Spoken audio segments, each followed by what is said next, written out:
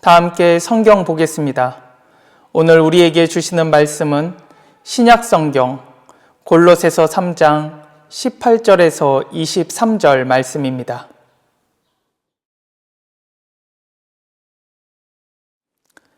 아내들아 남편에게 순종하라. 이는 주 안에서 마땅하니라. 남편들아 아내를 사랑하며 괴롭게 하지 말라. 자녀들아 모든 일에 부모에게 순종하라. 이는 주 안에서 기쁘게 하는 것이니라.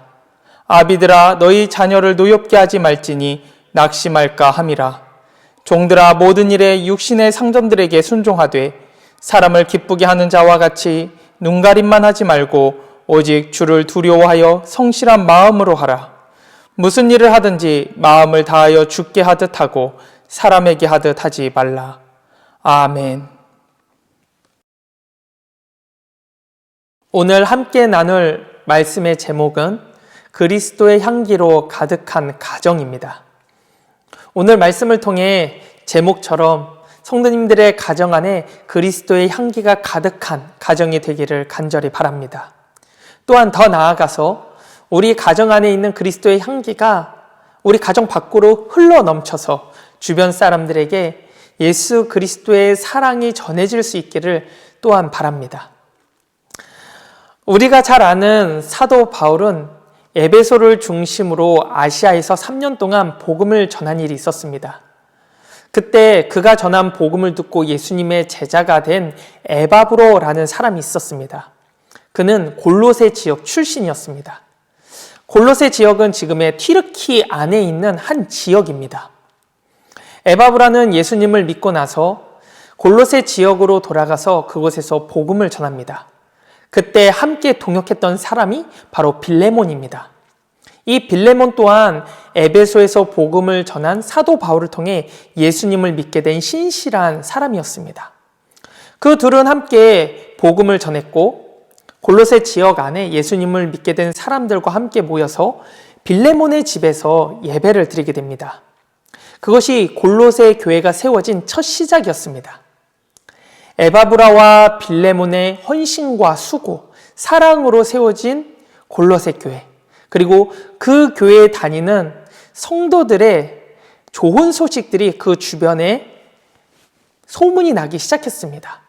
예수님을 잘 믿고 서로가 사랑한다는, 사랑이 풍성하다는 그런 좋은 소문들이 일어나기 시작했던 것입니다. 그 소문이 로마의 감옥에 있었던 사도 바울에게까지 전달이 됩니다. 어떻게 전달이 됐을까요? 지금의 튀르키아에서 이탈리아 로마까지 소문이 그렇게 쭉쭉 이어졌을까요? 나라와 나라를 건너서? 그런 것은 아닙니다.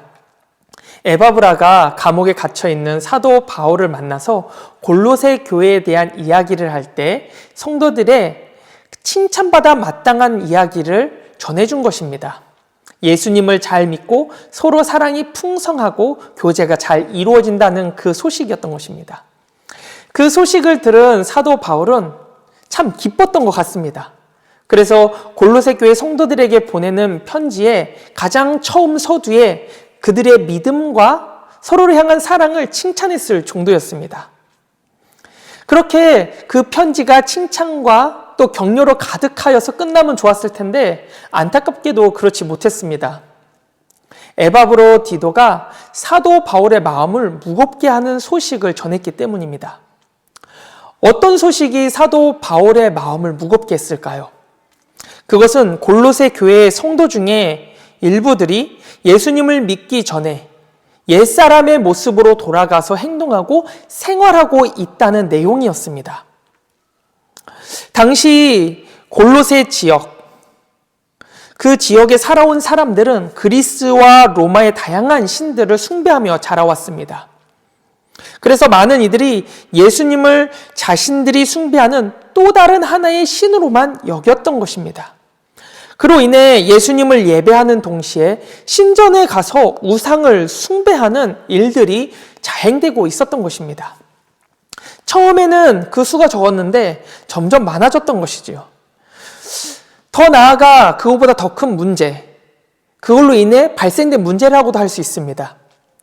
그 신전들이 단순히 종교적인 공간이 아니라 매춘과 고리대금, 인신매매가 자행되었던 타락의 온상지였던 것입니다. 그들은 신을 숭배한다는 명목으로 그곳에 가서 성적인 욕망을 채웠고 도박과 인신매매와 같은 죄악들을 자행했습니다. 이뿐만 아니라 교회 안에 헬라 철학과 유대인들의 율법주의가 들어와서 예수님의 십자가의 복음을 흐릿하게 만들었습니다. 그들의 가르침을 따랐던 성도들이 생겨나기 시작한 것입니다. 결국 골로새 교회의 성도들은 예수님을 믿기 전에 가지고 있었던 옛 모습, 다시 말한다면 옛 습관과 관습으로 되돌아가기 시작했던 것입니다. 성경을 보면 음란과 부정, 사욕과 악한 정욕, 탐심과 악의의 비방, 부끄러움으로 돌아가고 있었던 것입니다. 그런 골로새 교회 성도들을 향해서 사도 바울은 이렇게 경고했습니다. 골로새서 3장 9절 말씀에 옛사람과 그 행위를 벗어버리라. 옛사람과 그 행위를 벗어버리라. 그리고 이어서 새 사람을 입으라고 강권합니다. 사도 바울은 에베소 교회 성도들을 향해서도 동일한 말을 했습니다. 왜냐하면 에베소 지역도 동일하게 다양한 신들이 있었고 또 에베소 성도들 또한 예수님을 예배하는 동시에 우상이 가득한 신전에 가서 정욕과 탐욕과 탐심들을 자행하고 있었기 때문입니다. 그들을 향해 사도 바울이 이렇게 말합니다. 유혹의 욕심을 따라 썩어져가는 구습을 따르는 옛사람을 버리고 오직 너희의 심령이 새롭게 되어 하나님을 따라 의와 진리의 거룩함을 지으심 받은 새 사람을 입으라 라고 권면합니다. 하나님을 따라 의와 진리의 거룩함으로 지으심 받은 새 사람을 입으라. 복음을 믿는다는 것, 그것은 예수님께서 십자가에 죽으신 것처럼 우리의 옛 모습, 옛 습관, 옛 자아를 다 죽이고 예수님의 부활한 것처럼 예수님께서 부활하신 모습처럼 우리 또 새로운 생명을 얻어 새로운 사람으로 살아가는 것을 의미합니다. 그렇기 때문에 예수님을 믿는 성도는 옛사람의 행위를 모두 버려야 합니다. 그것은 다 죽은 것이기 때문입니다. 그리고 새 사람으로서 하나님의 의와 진리의 거룩함을 입고서는 살아가야 합니다. 너무나 당연한 말 같지만 실제로는 참 지키기가 어려운 말씀이기도 합니다. 그래서 우리 안에 이런 고민이 생깁니다. 당연히 알고 있는 말씀입니다. 새 사람으로서 하나님의 의와 진리의 거룩한 옷을 입고 살아가야 한다는 것 너무나도 잘 알고 있습니다. 하지만 그것이 정말 가능한가라는 생각이 우리 안에 드는 것이지요. 그래서 사도 바울은 새 사람의 실제적인 삶의 예시를 알려줍니다. 그 예시가 바로 가정을 통한 예시입니다. 사도 바울은 성도들에게 새 사람을 입고 가정에서 먼저 하나님의 의와 진리의 거룩함으로 생활하라고 권면합니다. 왜 가정일까요? 여기에는 가정을 향한 하나님의 놀라운 영적인 은총과 은혜가 숨겨져 있습니다. 당시 초대교회들은 대부분 가정에서부터 시작이 되었습니다. 오늘 본문에 나오는 골로새 교회 또한 빌레몬의 가정에서 시작됐죠. 에베소 교회는 아굴라와 브리스길라의 가정에서 시작되었고 라오디게아 교회는 눈바라는 여성의 집에서 시작되었습니다. 데살로니가 교회 또한 야손의 집에서 시작됐고 고린도 교회는 디도 유스도의 집에서 시작됩니다. 그리고 우리가 잘 아는 예루살렘 교회는 마가의 어머니 마리아 집에서 시작되었죠. 가정이 곧 교회였고 교회가 곧 하나님의 나라가 임재하는 장소였던 것입니다. 예수님을 믿는 한 사람이 옛사람의 모습을 벗어버리고 새 사람으로서 가정 안에서 살아갈 때 그 가정은 단지 좋은 가정, 행복한 가정을 넘어서서 하나님의 나라가 임하는 교회로서 세워지게 되는 것입니다. 이것은 지금도 마찬가지입니다. 지금 교회라는 건물이 있기 때문에 우리 가정이 교회가 되지 못하는 것이 아닙니다. 우리 가정 안에 하나님의 나라가 임하면 그 가정이 바로 하나님의 교회가 되는 것입니다. 저는 이런 가정을 그리스도의 향기로 가득 찬 가정이라고 부르고 싶습니다. 왜냐하면 한 사람이 자신의 옛 모습을 십자가에 죽이고 예수 그리스도와 같이 새로운 사람으로 부활되어서 가정 안에서 하나님의 의와 진리의 거룩함으로 살아가기 때문입니다. 예수 그리스도를 통해서 변화된 한 사람을 통해서 그 가정이 변화된 것. 그렇기 때문에 예수 그리스도의 향기가 가득한 가정이 되는 것뿐만 아니라 그 안에 하나님의 통치, 하나님의 나라가 임하게 되는 것입니다. 그래서 우리가 꿈꿔야 될 가정은 좋은 가정, 행복한 가정이 아니라 그것을 넘어서는 가정이 되어야 됩니다. 바로 그리스도의 향기가 가득한 가정, 하나님의 통치가 임하는 가정, 그런 가정을 우리가 꿈꿔야 되는 것입니다. 하지만 현실은 어떻습니까? 과거의 초대교회는 그런 가정이 있었습니다. 그런 가정이 교회가 되었습니다. 지금 우리의 가정은 어떤지 한번 보시길 바랍니다. 교회를 다니는 많은 성도들의 가정, 우리의 가정을 볼 때 그리스도의 향기가 가득한 가정입니까? 하나님의 나라가 임하고 있는 가정입니까? 대부분은 오히려 상처로 얼룩지고 또 무너진 가정들, 붕괴되고 있는 가정들이 얼마나 많은지 모릅니다. 한 청소년이 가족 상담 시간에 이런 말을 했습니다. 우리 가족은 한 자리에 다 앉아 있지만은 서로 대화가 없어요. 엄마는 스마트폰으로 드라마를 보고 아빠는 TV로 뉴스를 보고 저는 핸드폰으로 게임을 해요. 모두 한 집에 한 자리에 앉아 있지만 서로 대화는 하지 않아요. 참 안타까운 이야기가 아닐 수가 없습니다. 가족 간의 대화가 사라지고 관심이 사라지고 서로 간의 이야기가 사라져버린 가정의 모습들, 그 안에서 사랑조차 희미해져 가고 있는 것입니다.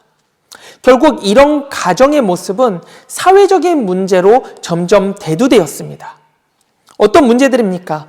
이혼, 가정폭력, 자녀 학대, 나이든 부모들의 고독사, 미혼자의 증가 등 다양한 문제들이 가정의 무너짐을 통해서 사회에 드러나고 있는 것입니다. 이런 모습을 보면 가정이 무너지고 있다는 것을 넘어서서 붕괴되고 있다고 표현하는 것이 맞을 것 같습니다. 우리 가정은 어떻습니까? 우리 가정은 안전합니까? 우리 가정은 다른 가정과는 다르게 그리스도의 사랑과 은혜가 가득하고 서로 대화가 있고 관심이 있는 가정입니까? 그렇다면 너무나도 다행스러운 일입니다. 하지만 대부분은 그렇지 못하기 때문에 지금 사회적 문제가 되고 있는 것 같습니다. 믿음의 가정이 무너지는 것은 정말로 큰 문제입니다.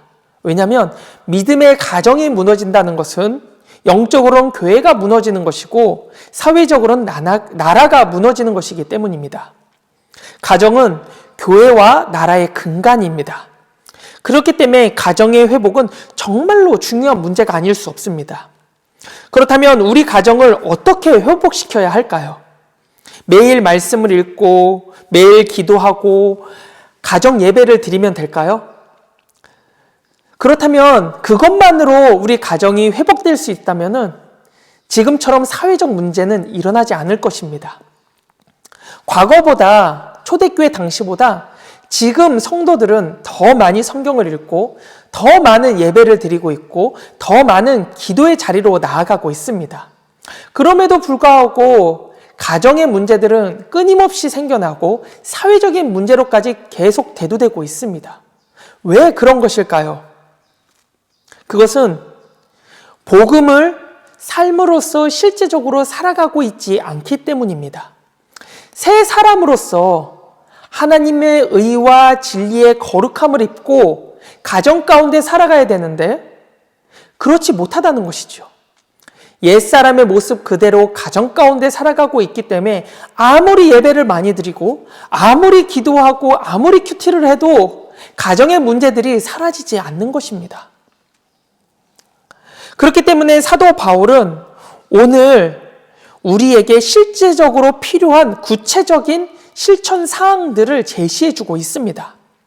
가정에서 부부관계와 부모와 자녀와의 관계, 그리고 종과 상전의 관계로서 우리에게 가정 안에서 어떻게 그리스도의 향기가 가득하게 다시 향기가 날 수 있는지를 알려주고 있습니다.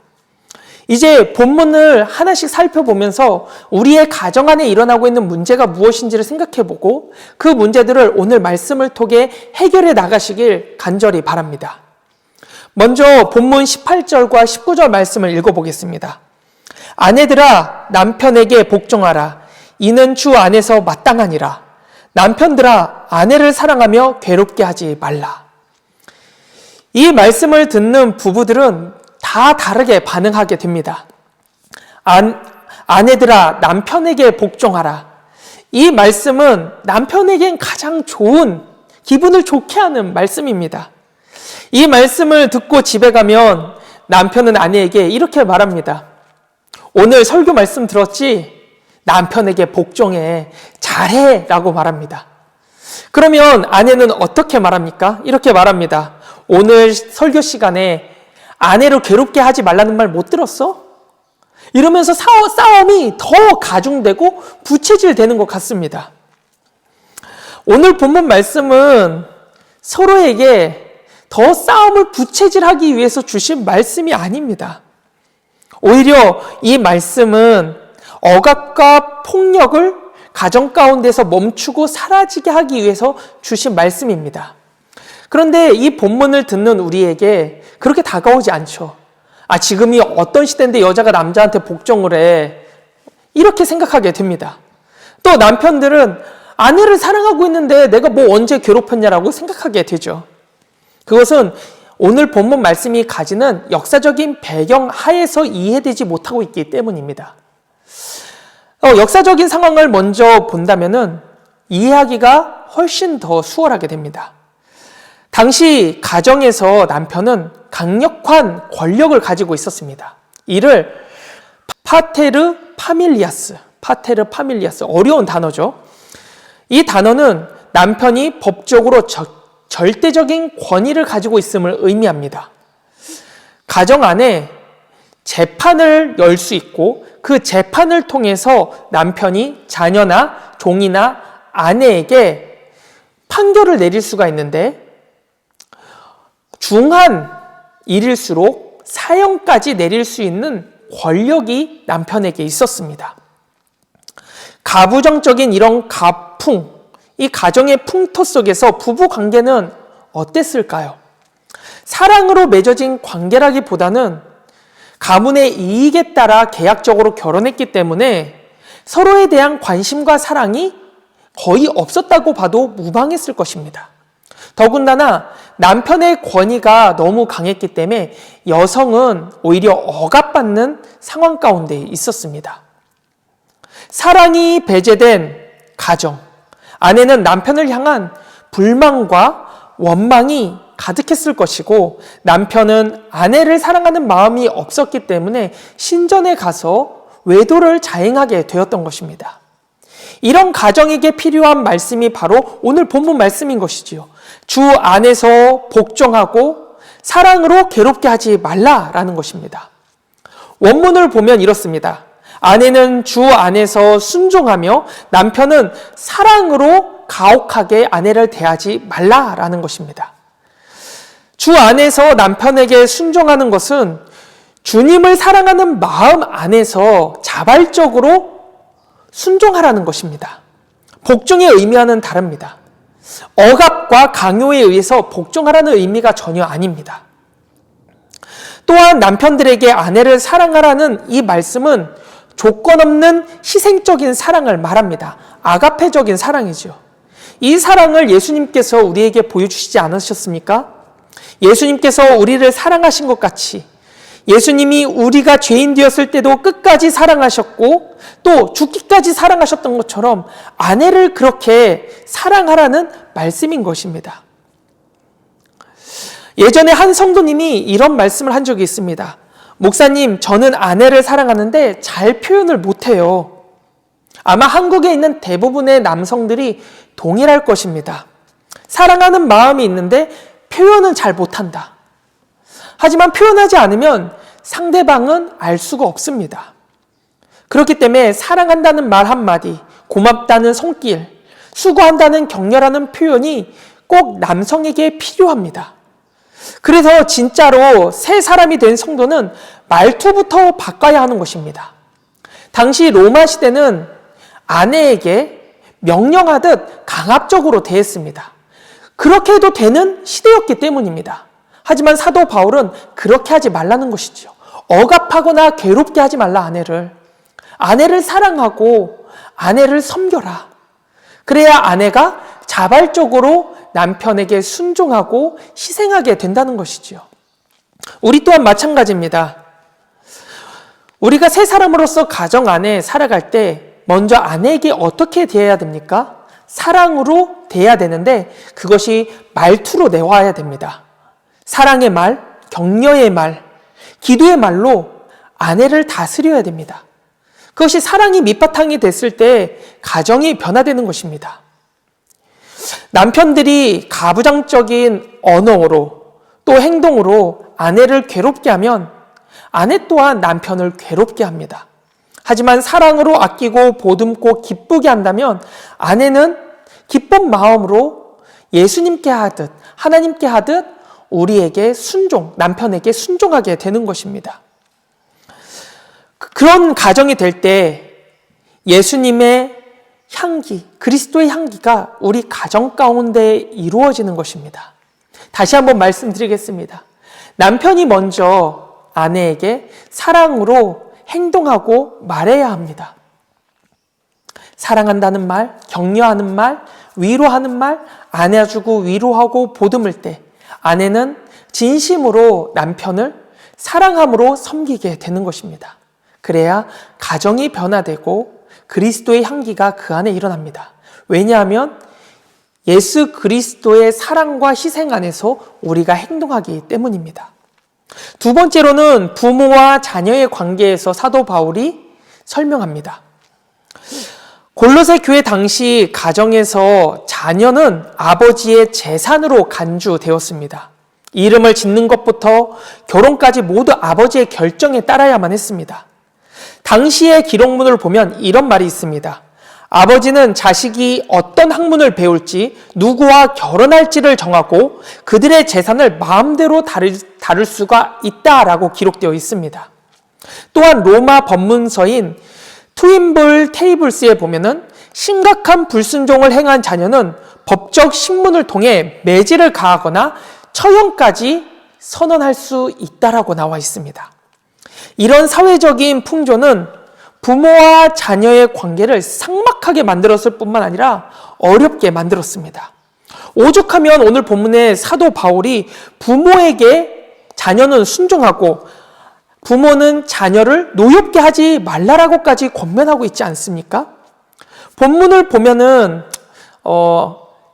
부모와 자녀의 문제라기보다는 자녀와 아버지의 문제로 보는 것이 더 타당해 보이지만 아버지로만 너무 몰아가면은 아버지가 마음의 상처를 받을 수 있으니까 우리가 다 부모라고 통칭해서 가는 게 더 좋을 것 같습니다. 그래서 본문에 봐도 이렇게 말하고 있지 않습니까? 20절 말씀에 자녀들아 모든 일에 부모에게 순종하라. 이는 주 안에서 기쁘게 하는 것이라. 21절에 아비들아 너희 자녀를 노엽게 하지 말지니 낙심할까 함이라. 그 당시에 일어나고 있는 일들을 사도 바울이 정확하게 지적하면서 알려주고 있는 것입니다. 그렇다면 이 본문에서 우리가 어떻게 행동해야 될까요? 자녀된 자들은 부모에게 순종을 해야 된다고 말하고 있습니다. 이것은 단지 말을 잘 들어라 라는 강압적인 명령이 아닙니다. 하나님의 뜻을 따르는 태도입니다. 부모는 하나님께서 주신 가정의 권위자입니다. 부모에게 순종하고 공경하는 것은 곧 하나님을 경외하는 자세입니다. 하나님께서는 그래서 이스라엘 백성들에게 10계명을 줄 때 그 5계명에 부모를 공경하라라고 분명히 말씀하고 있습니다. 부모를 공경하지 않는 자녀가 하나님을 공경할 가능성은 극히 낮습니다. 부모를 공경하는 자녀가 하나님을 공경할 가능성이 매우 높습니다. 공경을 해봤기 때문입니다.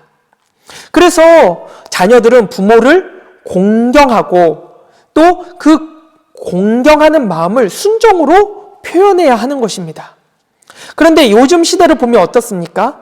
아이들이나 성인들이나 부모를 무시하는 태도가 일반적인 것 같습니다. 때로는 거칠게 대하거나 아예 무관심으로 일관합니다.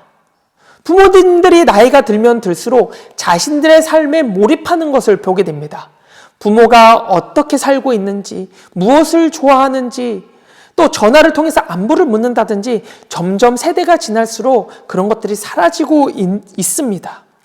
하지만 우리가 오늘 본문을 통해 다시 한번 알아야 되는 것이 있습니다. 부모님을 공경하고 부모님께 순종하는 것, 그것이 바로 그리스도인으로서 합당한 자세라는 것입니다.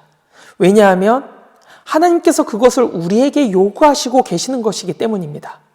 부모를 공경하는 자가 하나님을 공경하는 것입니다. 하나님을 공경하는 것은 부모를 공경하는 것입니다. 이 영적인 원리를 우리가 잊어버려서는 안 됩니다. 그렇다면 이 당시에 자녀들이 부모에게 순종하지 않았던 이유가 무엇일까요? 그것은 현재의 자녀들이 부모를 공경하지 않는 이유와 맞닿아 있다고 볼 수 있습니다.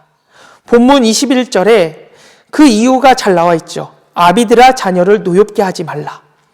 당시에 아버지들이 자녀들을 노엽게 했다는 거예요. 그리고 그 노엽게 해서 낙심하게 했습니다. 자녀들이 자신의 자산이니까 그가 공부를 할 때 어떤 공부를 할지, 또 결혼도 연애 결혼이 아니라 아버지가 정해준 사람과 계약적인 결혼을 해야 됐고, 또 그들의 재산 또한 아버지가 다 관리를 했습니다. 그러니 아들의 입장에선 자신의 삶이 없는 것이지요. 그래서 화가 나고 분노를 하게 되는 것입니다. 그렇게 화가 나서 분노를 해서 부모님께 대항해봤자 결국엔 법의 심판, 사회적 법의 심판 앞에 불효자밖에 될 수 없는 신세가 되니 절망하고 낙담하게 되는 것입니다. 지금으로 보자면 어떻습니까? 부모가 아이의 삶을 다 막아놓고 부모가 정해준 길로만 가게 하는 것입니다. 결국 부모가 정해준 길로만 가게 되면 자녀가 행복할 것 같지만 그렇지 않습니다. 자녀의 삶이 없어지는 것이죠. 불만이 계속 나오고 그 불만은 나중에 원망이 되게 됩니다. 한 청년이 이런 말을 저에게 했었습니다. 자기가 지금까지 부모님의 말을 순종해서 잘 따라왔는데 지금 성인이 돼서 이렇게 봐보니 할 줄 아는 게 아무것도 없습니다. 혼자서 무엇을 해야 될지 모르겠고 어떻게 살아가야 될지 모르겠고 막막합니다 라고 좌절하고 낭망하는 이야기를 들었습니다. 부모가 자녀를 사랑하는 것은 좋지만 자녀가 자신의 삶을 살아갈 수 있도록 양육하는 것이 부모의 책임입니다. 부모가 양육을 해야지 자녀를 소유하여서 자녀의 길을 막아버리고 마음대로 조정하려고 하면은 결국 자녀는 좌절하고 낭망하고 또 부모에게 화가 나서 깨지는 관계로 나아갈 수밖에 없게 되는 것입니다. 부모의 책임은 권위가 아니라 양육 안에 있다는 것을 잊지 마시길 바랍니다. 자녀는 내 소유가 아니라 주님의 자녀라는 사실 또한 잊지 말아야 합니다. 강요와 복종으로 자녀의 삶을 조정해서는 안 됩니다. 성공하기 위해서, 잘 살기 위해서, 행복하기 위해서 부모의 말을 잘 따라, 너가 부모의 말에 순종해야 돼가 아니라 기도와 사랑으로, 인내로 자녀들을 양육해야 하는 것입니다. 자녀들이 어렸을 때 신앙생활을 하다가 성인 돼서 떠나는 이유의 대부분이 부모님 때문이라는 이야기가 많습니다. 부모님들이 교회에서 하는 언행과 모습과 가정에서 하는 언행과 모습이 너무나도 다르기 때문입니다. 교회에서는 웃으면서 사람들을 섬기고 봉사하는데 집에 와서는 가부장적으로 명령하고 그 다음에 복종을 요구하니 자녀의 입장에서는 부모의 말이 맞아도 점점 부모를 따르기가 싫어지고 그런 부모님이 다니는 교회를 더욱더 다니기 싫어지게 되는 것입니다. 부모가 신앙의 모범을 보이고 자녀들에게 그리스도인다운 모습을 먼저 보일 때 자녀들이 그 모습을 보고서는 따라가게 되는 것입니다. 우리는 자녀를 키우는 목적을 스스로가 다시 한번 점검해 보아야 합니다. 많은 사람들이 자녀를 키우는 목적을 행복과 성공적으로 살기 위한 것으로 여깁니다. 하지만 그렇지 않습니다. 하나님 앞에 바르게 서도록 돕는 것이 자녀를 키우는 부모의 역할이라는 것을 잊지 말아야 합니다. 그러기 위해서 부모가 먼저 삶과 신앙으로서 모범을 보이면서 자녀들을 기쁘게 인도해낼 수 있어야 합니다. 그러면 자녀들은 자연스럽게 순종하게 되어 있습니다. 그리스도의 향기가 가득한 가정이 삶과 신앙의 모범으로서 보여질 때 자녀들은 그 가정 안에서 부모에게 순종하는 아름다운 가정으로 변화되게 되는 것입니다. 지금 가정에서 가장 어려운 문제가 부모와 자녀의 문제인 것 같습니다. 오늘 사도 바울이 말한 것처럼 그리스도인으로서 새 사람으로서 가정 안에서 그리고 자녀에게 먼저 사랑으로 인내함으로 양육함으로 다가가시길 바랍니다. 그럼 자녀는 그 부모의 모습을 보고 진실한 모습을 보고 기쁨으로 부모를 따라 섬기고 공경하는 사람으로 변화되게 됩니다. 그런 가정이 그리스도의 향기로 가득한 가정이 되는 것입니다. 마지막으로 주인과 종의 관계입니다. 당시에는 가정이라고 하면 부부와 자녀의 관계 이외에 함께 생활하는 종까지 포함되어 있었습니다. 그래서 사도 바울의 이 오늘 본문의 권면은 굉장히 파격적이었던 것입니다. 왜냐하면 가정이라고 하면 가정은 단순히 아내와 남편, 부모와 자녀와의 관계만을 보았는데 사도 바울은 그 안에 주인과 종까지 포함시키고 있었기 때문입니다. 그것은 어떻게 보면 그리스도를 믿는 자로서 모든 사람을 다 사랑하도록 하는 하나님의 마음으로 권면하고 있다는 것을 볼 수 있습니다. 신분의 차이 없이 모두가 다 동일하게 하나님 안에서 한 가족이고 형제라는 것을 보여주는 말씀인 것이지요. 실제로 사도 바울이 보낸 편지 중에 빌레몬서라는 편지가 있습니다. 오늘 본문에 나오는 빌레몬에게 보낸 편지입니다. 그 편지를 보면은 빌레몬에게 한 종이 있는데 그 종이 빌레몬에게 큰 손해를 끼치게 됩니다. 그 종의 이름이 오네시모라고 합니다. 이 오네시모가 빌레몬에게 큰 재산에 손해를 끼쳐서 도망을 치게 되는데 그 도망을 쳐서 간 것이 로마였던 것입니다. 그 로마에서 사도 바울을 만나서 예수님을 믿게 됩니다. 예수님을 믿게 된 오네시모는 자신에게 있었던 일을 다 베드로에게 말해줍니다.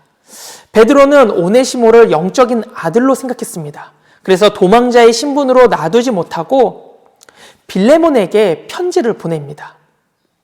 에바브라와 오네시모는 에베소에 보내는 편지와 그 다음에 골로새 교인들에게 보내는 편지, 그 다음에 빌레몬에게 보내는 편지를 가지고서는 간 것이지요.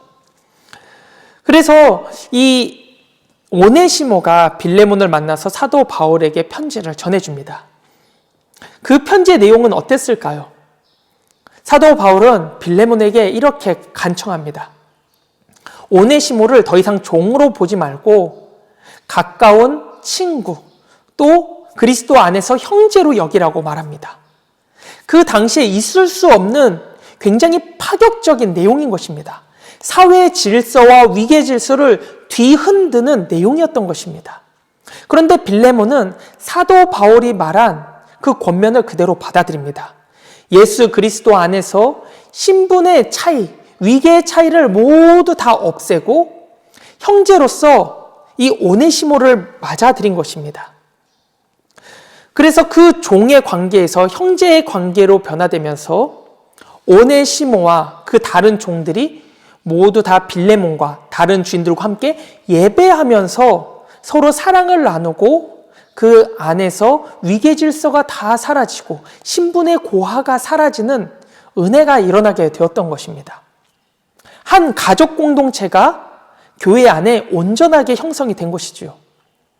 마찬가지로 우리 가정 안에 예수 그리스도의 향기로 가득하여졌을 때 우리가 만나는 사람들과 그런 관계가 되는 것입니다. 형제 자매의 관계가 되는 것이죠. 우리가 복음을 전하는 사람들이 누구든 간에 나보다 신분이 높고 또 잘 살던 못 살던 그런 것에 관계없이 모든 사람들이 복음 안에서 한 가족이 되어서 형제가 되어서 그리스도 안에서 신앙생활을 하게 되는 것입니다. 그것은 이렇게 설명할 수 있습니다. 그리스도의 향기로 가득한 가정은 결국 그 향기가 주변에 흘러가게 됩니다. 그 향기를 경험한 사람들은 예수 그리스도를 믿고 함께 교회에 모이게 되는데 그 교회에 모인 사람들 중에는 어떤 사람은 정치인도 있을 수가 있고 어떤 사람은 사업을 할 수도 있고 어떤 사람은 청소부일 수도 있고 어떤 사람은 또 학교에서 학생들을 가르치는 선생님일 수도 있고 다양한 직업의 종류, 다양한 사람들이 모이게 되는 것입니다. 하지만 예수 그리스도 안에 교회라는 가정 안에 모두가 다 형제 자매가 되어서 서로가 사랑으로 위하고 섬기게 되는 것입니다. 어떻게요? 주 안에서라고 말합니다. 주 안에서. 주 안에서. 23절 말씀에 그리스도인으로서 우리가 행동할 때 새 사람으로서 가정에서 또 밖에서 사회에서 행동할 때 기준이 되는 말씀이 바로 23절의 말씀입니다. 무슨 일을 하든지 마음을 다하여 주께 하듯 하고 사람에게 하듯 하지 말라. 사람에게 하듯 하면 직분과 위계 질서가 생길 수밖에 없습니다. 하지만 주께 하듯 하면 위계 질서가 생길 수가 없습니다. 직분의 고하가 생길 수가 없습니다. 예수 그리스도 안에 모든 사람들은 다 형제 자매이기 때문입니다. 가정 안에서 남편과 아내 사이가 그리스도 안에서 있을 때 서로 사랑하고 서로 순종하는 평등한 관계가 되고 또 자녀와의 관계에서도 주 안에서 서로가 순종하고 서로가 이해할 때 그 관계가 서로가 평등하고 양육하는 관계, 부모에게 순종하고 공경하고 또 부모는 자녀를 사랑하고 양육하는 관계가 되는 것입니다. 사회적으로는 복음을 전하는 모든 사람들이 하나님께서 지금 기다리시는 형제 자매로서 우리가 받아들이고 그들을 교회 안으로 같이 데리고 와 신앙생활을 하게 되는 것이지요. 이처럼 주님 안에서 우리가 말하고 행동하고 살아갈 때 우리 가정은 그리스도의 향기로 가득한 가정이 됩니다. 또 그 가정을 통해 이 사회에 믿지 않는 사람들이 변화되게 되는 것입니다.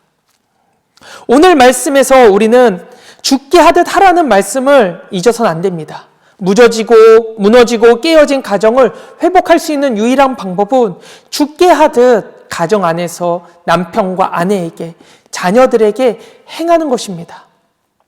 이 시간 우리가 나를 위해서 가정을 위해서 결단하는 시간이 되길 바랍니다.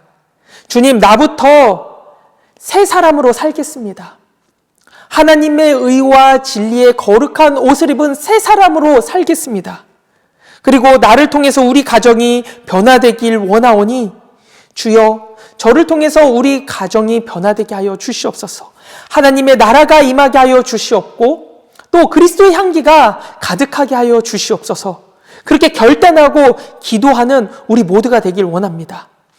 그럴 때 우리 가정이 나를 통해서 변화가 되고 가정을 통해서 교회가 든든히 세워지고 교회를 통해서 사회가 변화가 됩니다.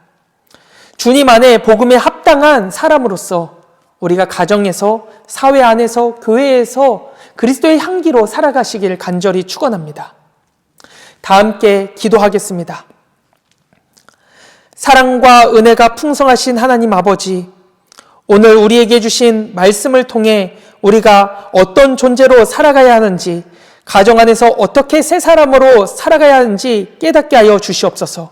그리고 스스로가 결단하여서 하나님의 의와 진리의 거룩함을 입은 새 사람으로서 남편과 아내, 자녀들에게 다가가게 하여 주시옵소서.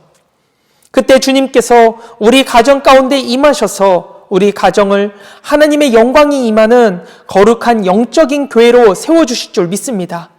그렇게 세워진 우리 가정을 통해 교회를 세워주시옵고, 세워진 교회를 통해 이 나라가 다시금 정결하게 세워지게 하여 주시옵소서.